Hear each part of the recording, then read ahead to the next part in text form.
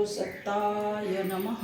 गायत्री महाविज्ञान तृतीय भाग। लेखक परम पूज्य गुरुदेव वेदमूर्ति तपोनिष्ठ पंडित श्री राम शर्मा आचार्य। आइए पढ़ते हैं, सुनते हैं और समझने का प्रयास करते हैं। गायत्री मंत्र हमारे साथ साथ। ओम भूर्भुवः स्वाहा तत्सवितुर्वरेण्यं भर्गो देवस्य धीमहि धियो यो नः प्रचोदयात्। मनोमय कोश पंचकोशों में तीसरा मनोमय कोश है। इसे गायत्री का तृतीय मुख भी कहा गया है। मन बड़ा चंचल और वासनामय है। यह सुख प्राप्ति की अनेक कल्पनाएं किया करता है। कल्पनाओं के ऐसे रंग बिरंगे चित्र तैयार करता है कि उन्हें देखकर बुद्धि भ्रमित हो जाती है और मनुष्य ऐसे कार्यों को अपना लेता है जो उसके लिए अनावश्यक एवं हानिकारक होते हैं तथा जिनके लिए उसको पीछे पछताना पड़ता है। अच्छे और प्रशंसनीय कार्य भी मन की कल्पना पर अवलंबित है। मनुष्य को नारकीय एवं घृणित पतितावस्था तक पहुंचा देना अथवा उसे मानव भूसुर बना देना मन का ही खेल है। मन में प्रचंड प्रेरक शक्ति है। इस प्रेरक शक्ति से अपने कल्पना चित्रों को वह ऐसा सजीव कर देता है कि मनुष्य बालक की तरह उसे प्राप्त करने के लिए दौड़ने लगता है। रंग बिरंगी तितलियों के पीछे जैसे बच्चे दौड़ते फिरते हैं। तितलियां जिधर जाती है उधर ही उन्हें भी जाना पड़ता है। इस प्रकार मन में जैसी कल्पनाएं, इच्छाएं, वासनाएं, आकांक्षाएं, तृष्णाएं उठती है उसी ओर शरीर चल पड़ता है।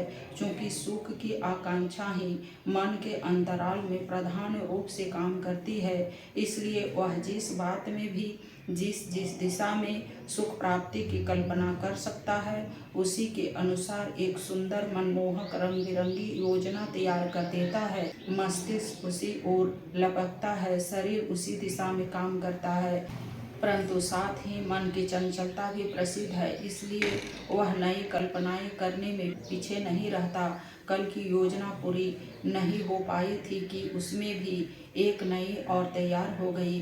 पहली छोड़कर नई में प्रवृत्त हुई, फिर वही क्रम आगे भी चला, उसे छोड़कर और नया आयोजन किया। इस प्रकार अनेक अधूरी योजनाएं पीछे छूटती जाती है और नई बनती जाती है। अनियंत्रित मन का यह कार्यक्रम है। वह मृग तृष्णाओं में मनुष्य को भटकाता है और सफलताओं की अधूरे कार्यक्रमों की अगणित ढेरियां लगाकर जीवन को मरघट जैसा कर्कश बना देता है। वर्तमान युग में यह दोष और अधिक बढ़ गया है। इस समय मनुष्य भौतिकता के पीछे पागल हो रहा है। आत्मकल्याण की बात को सर्वथा भूलकर वह कृत्रिम सुख सुविधाओं के लिए ललायित हो रहा है और जिनके पास ऐसे साधन जितने अधिक होते हैं उसे उतना ही भाग्यवान समझने लगता है।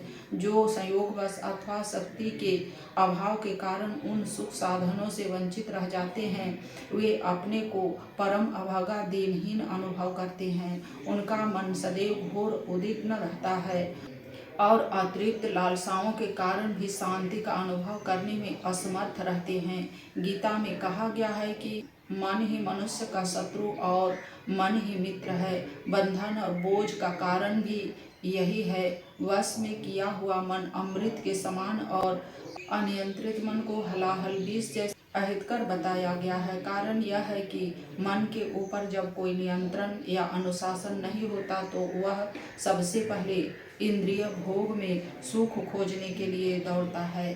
जीभ से तरह तरह के स्वाद चाटने की लपक उसे सताती है।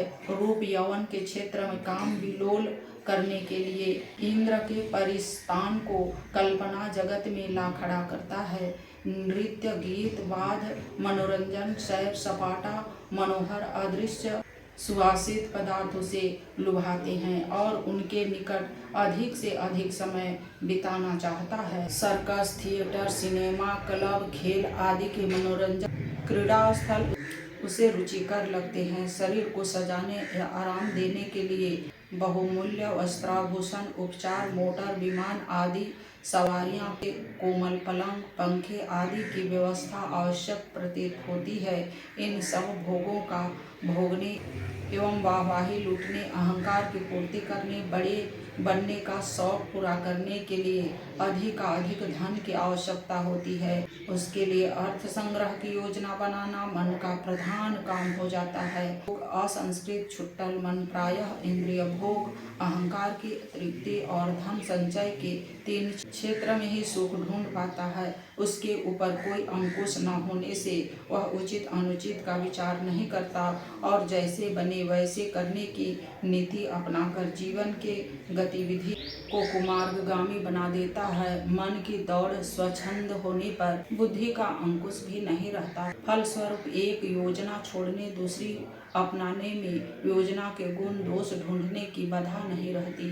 पाशविक इच्छाओं की पूर्ति के लिए अव्यवस्थित कार्यक्रम बनाते बिगाड़ते रहना और इस अव्यवस्था के कारण जो उलझनें उत्पन्न होती है उनमें भटकते हुए ठोकर खाते रहना, साधारणतः यही एक कार्य प्रणाली सभी स्वच्छंद मन वालों की होती है।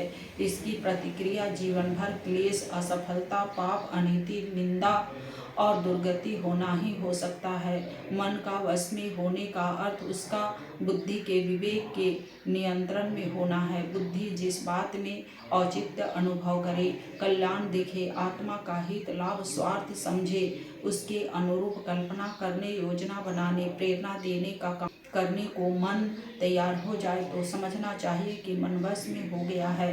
क्षण क्षण में अनावश्यक दौड़ लगाना, निरर्थक स्मृतियों और कल्पनाओं में भ्रमण करना अनियंत्रित मन का काम है। जब वह वश में हो जाता है तो जिस एक काम पर लगा दिया जाए उसमें लग जाता है।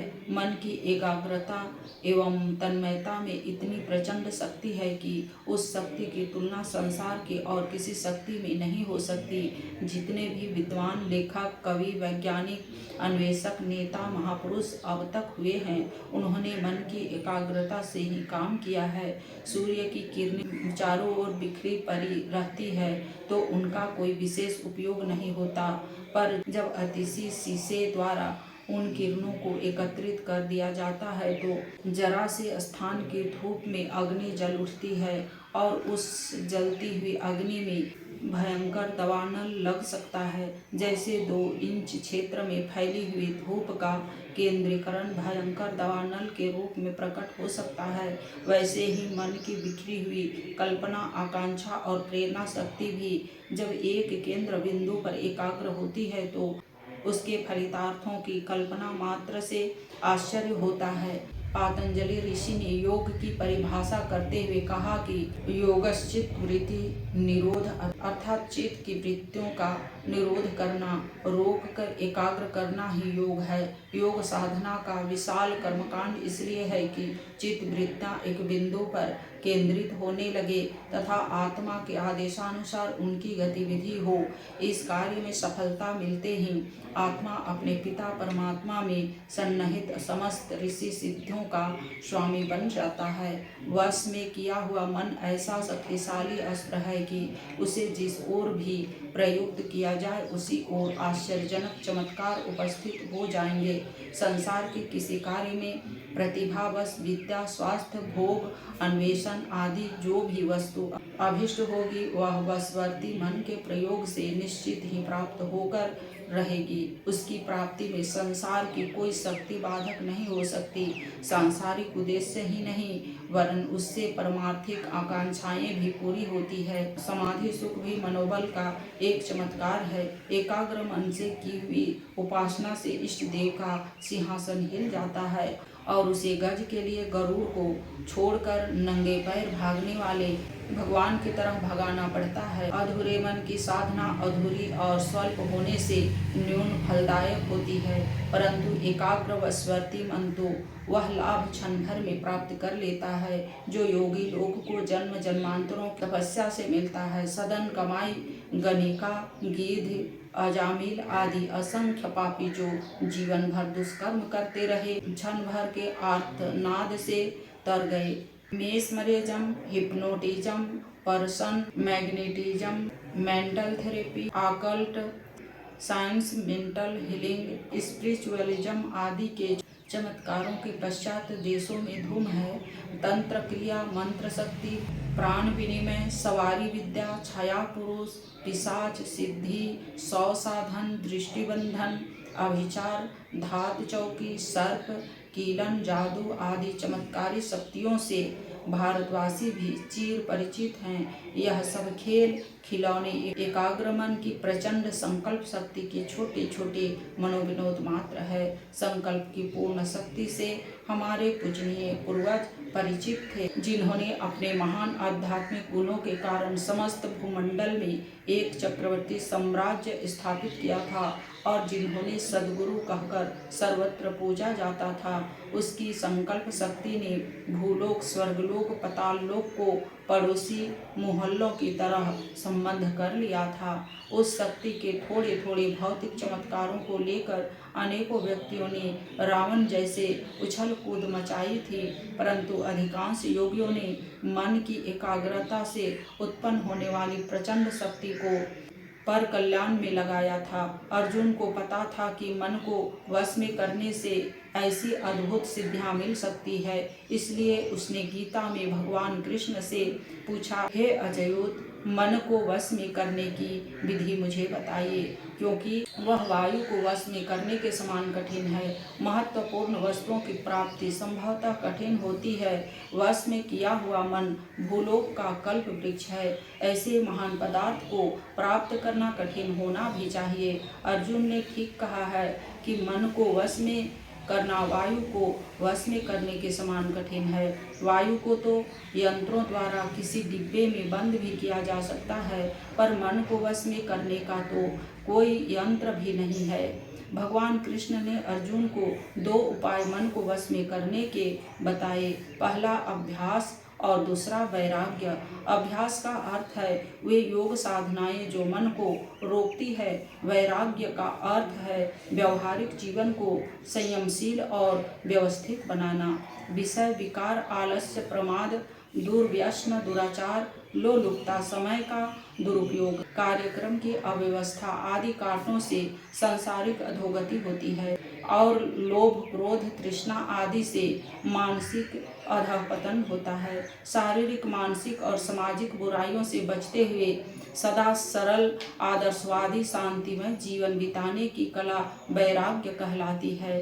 कई आदमी घर छोड़कर भीख टूट मांगते फिरना, विचित्र वेश बनाना, अव्यवस्थित कार्यक्रम से जहाँ तहाँ मारे फिरना ही वैराग्य समझते हैं और ऐसा ही उटपटांग जीवन बनाकर पीछे परेशान होते हैं। वैराग्य का वास्तविक तात्पर्य है राग से निवृत्त होना।